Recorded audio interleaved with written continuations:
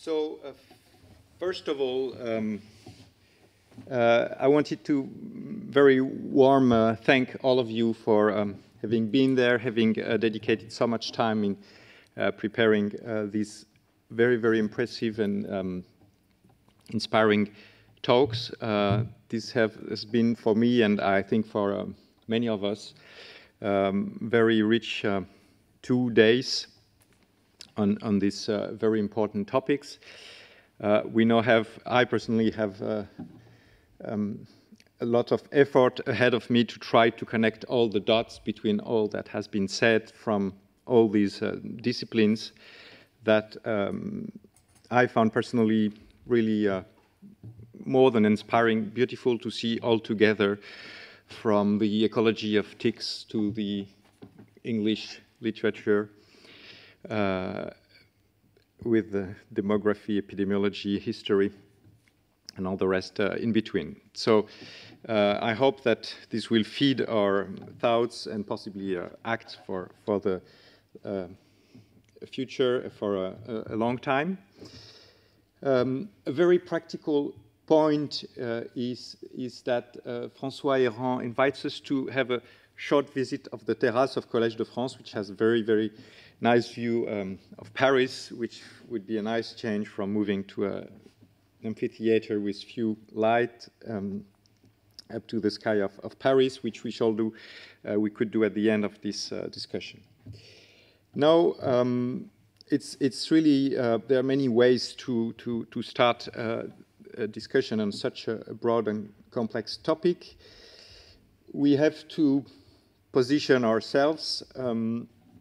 We are talking about somehow the interplay between various phenomena, notion, concepts, thousands of climates, thousands of biodiversities, societal issues, overall health.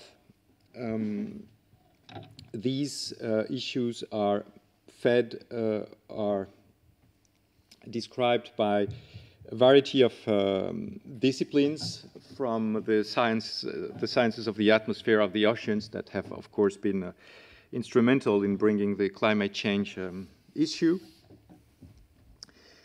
Even if, in a way, as there's no, if we would debate it as we have seen, possibly history and literature, which is not really a scientific area, have brought these issues possibly before the community of physicians. This could be debated, and that's not the topic here to discuss it. Other disciplines such as ecology, all the disciplines of environmental sciences, many disciplines interested with societies and individuals. I haven't listed all of them, in particular psychology, which, as we have heard with Coralie Chevalier, is certainly essential here. Anthropology, demography, economics, history, political sciences. All the disciplines of public health, including epidemiology, health economics, more cross-cutting disciplines such as data science. And I don't know if there's a name here, but clearly all the sciences, probably in the field of humanities, interested in societal and technological, but societal science change above all. We have lots of issues that have been either directly discussed or that appeared during these 2 days. An obvious one that we are all aware of is the issue of the variety of scale, the various granulometry of the disciplines tackling these disciplines. You can discuss biodiversity. You can also look at arthropods. You can look at arachnids, specifically within arthropods. You can look at ticks. And you can look at the very specific tick species, such as amblyoma. And clearly, a specialist sometimes is comfortable with working on the species he knows.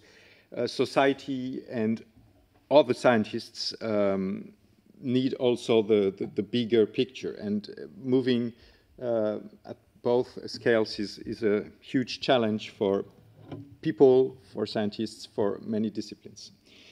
We are talking about huge time scales too, going back in the past hundreds of thousands, if not million years, to projecting ourselves in the more or less distant future, at least until 2100 or later. We have issues related to individuals, communities such as cities, countries, continents, and the whole planet. Besides these issues related to scale and granulometry, we have those related to interdisciplinarity, transdisciplinarity. They are huge, as we all know. It's probably easier for scientists to interact with society than sometimes with scientists from other disciplines. Issues related to the ability to project into the future. Some disciplines are very comfortable with it. Let's say economics. Some only look at the past. That would be my vision of history, but I'm probably wrong. Some are interested in the present and tend to be always 5 or 10 years delayed with the issues. This is the typical position of epidemiologists like my community. This is clearly an issue, and as scientists we are very careful in doing things that we're not used to do. We have issues related to the synthesis of science. Clearly here IPCC is doing a huge job and can be seen as one model. Issues related to data availability, data harmonization. Issues related to the short time frame that action requires. Possibly the classical rational model to think, then decide, and then implement doesn't totally work. We have to think and implement at the same time and correct our action, possibly, if some decisions turn out not to be relevant. And there's clearly the question or the fear that science may come too late to bring relevant solutions to the problem that it has identified. Because science is inherently slow. There are much quicker ways to make decisions, maybe not better decisions, but much quicker way to make decisions than to try to rely on rigorous scientific knowledge.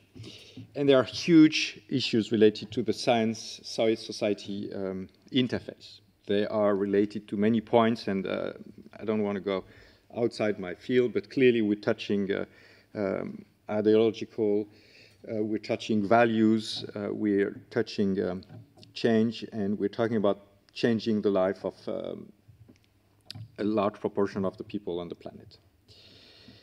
So, and there are probably many things that you would like to add to this list. And now when thinking for us, for let's say the community interested in these issues to which we are proportion of that we do not represent, but if we think of our community, we know that when science progresses, it in a very simplistic way, and that's the framing that we have in the area of, let's say, environmental health science, which is probably not very general, but typically if we think about previous environmental health issues, and climate change is probably much more than that. There is a move from disciplines that would identify hazards to techniques and studies that would allow to quantify possibly the risk, that would allow to identify or compare risk management options. This is sometimes done sequentially. Then there's a need to synthesize the knowledge, to transfer it to society, to decision maker, with the idea that societal change is induced. Of course, that's a model.